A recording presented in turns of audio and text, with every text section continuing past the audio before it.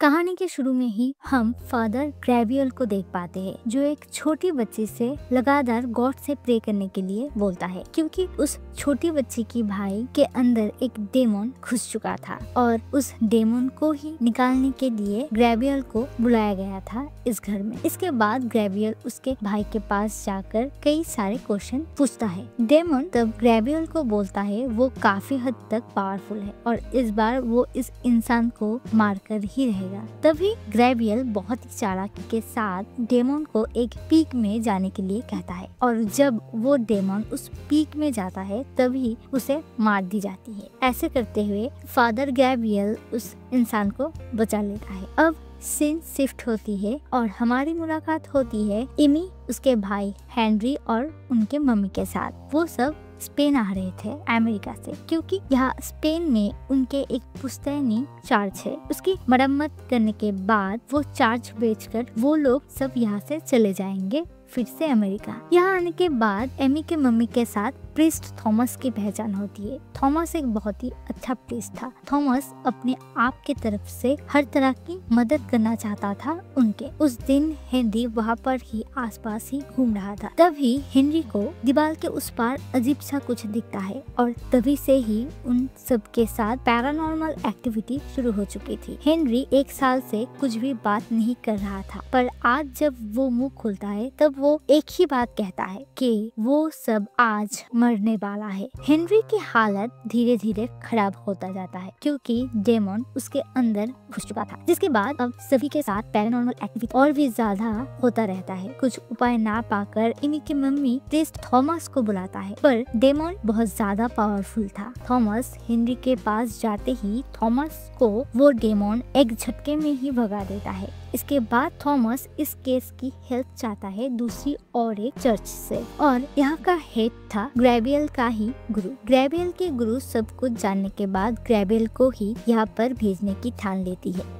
इस मुताबिक Gabriel Spain में उस चर्च पर आती है। जब तक वो स्पेन आता है तब तक हेनरी की हालत और भी ज्यादा बिगड़ जाता है और उसे हॉस्पिटल में भी एडमिट की गई है। हॉस्पिटल से हेनरी आने के बाद ग्रेवियल हेनरी के रूम में जाता है। पहले बार ही वो डेमन ग्रेवियल को ये समझा चुका था कि वो कितना ज्यादा पावरफुल है। ग्रेवियल आगे जो भी प्रे वगैरह करके सबको ठीक किया करता था वो सब अब काम नहीं आने वाला था। साथ साथ वो डेमन ग्रेवियल को आगे की एक घटना याद दिलाता है। एक बार ग्रेवियल के पास एक ऐसा ही लड़की का केस आया था, पर वो इस केस को सीरियसली ना लेकर साइकोलॉजिस्ट के पास उस लड़की को भेज देता है और कुछ ही दिन में डेमन उस लड़की की जान ले लेता है। तब से लेकर आज तक उसकी आत्माएं ग्रेवियल के आगे पीछे घूमता रहता है। अगर ग्रेवियल उसकी मदद करता तो आज वो जिंदा रहती। इस बार ग्रेवियल थॉमस की हेल्प लेने वाला था। ग्रेवियल थॉमस को हेनरी के सामने गॉड से लगातार प्रे करने के लिए कहता है और ग्रेवियल अपना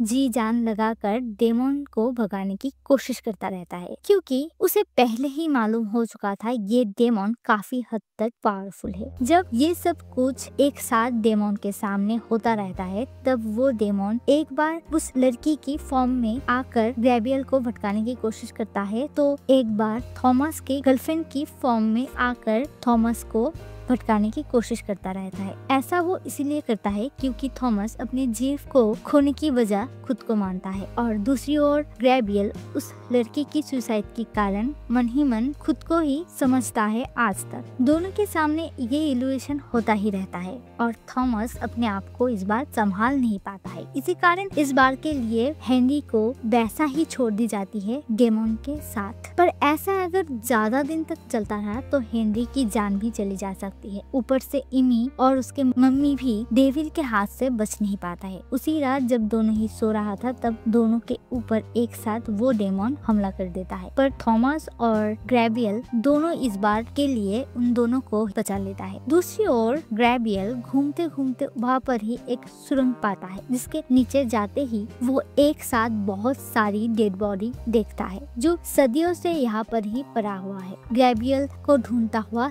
थॉमस भी यहाँ पर आ चुका था और इस बार दोनों को ही एक साथ एक डायरी मिलता है जहाँ उस शैतान के बारे में सब कुछ लिखा हुआ था। साथ साथ दोनों अभी जान चुका था कैसे करके इस शैतान से मुक्ति पाई जा सकती है।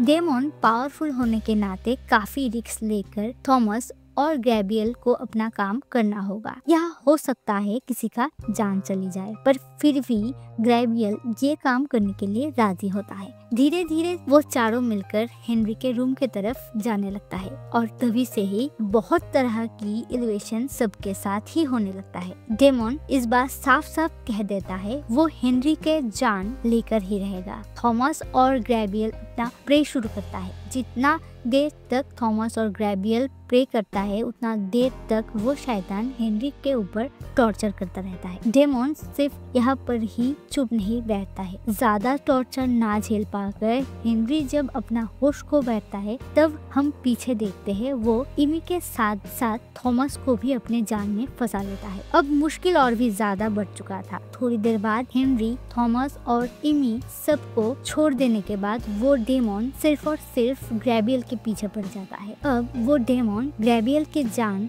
लेकर ही रहेगा। वहीं पर सही मौका देखकर ग्रेबियल सबको वहाँ से भगा देता है, वरना सबके सब मारे जाएंगे। और पीछे हम देखते हैं सिर्फ ग्रेबियल ही डेमन के साथ लड़ाई करता है। डेमन ग्रेबियल को बहुत सताता है। डेमन ग्रेबियल को खुद की जान लेने पर मजबूर करता है। इसके बाद बहुत टाइम तक ग्रेबियल की खोज नहीं मिल रहा था।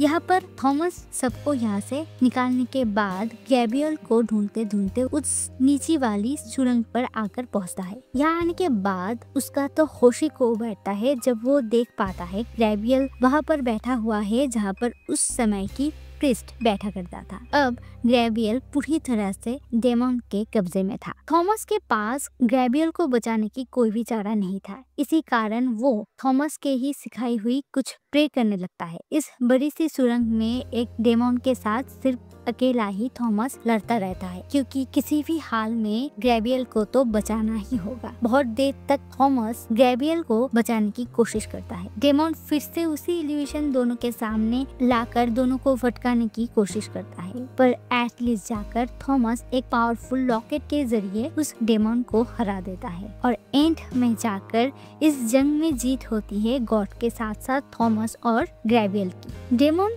जितना भी पावरफुल हो, सच्चाई और गॉड के सामने उसे तो झुकना ही होगा। ये सब कुछ के बाद पीछे हम देखते हैं ये सब कहानी जब ग्रेबियल के गुरु सुनता है तब ग्रेबियल के गुरु उससे बहुत खुश होते हैं। साथ ही साथ थॉमस और ग्रेबियल को और भी ऐसी काम दी जाती है जिससे आगे जाकर सबका भला होगा। ऐसे ही ये कहानी खत्म होती है। वीडियो अगर पसंद आए तो please do like, comment and subscribe. Thank you for watching.